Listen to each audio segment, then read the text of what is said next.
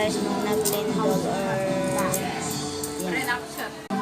Ito pa yung ano, may next pa yan kung anong ginawa namin ng lindol. Pero sa school na kami na naabutan ng lindol.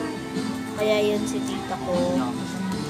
Tingnan nyo naman yung tito ko na ang ginawa niya ay ganyan.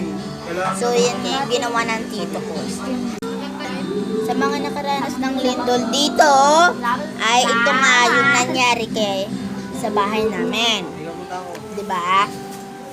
Diyan, napunta si nanay dyan. Naglindol kasi.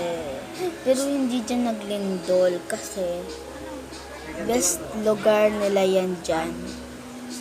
Kaya nga ganyan eh. Kasi nga best lugar kaya na ganyan si nanay. Yan, binigyan kasi kami ng regalo kaya ganyan.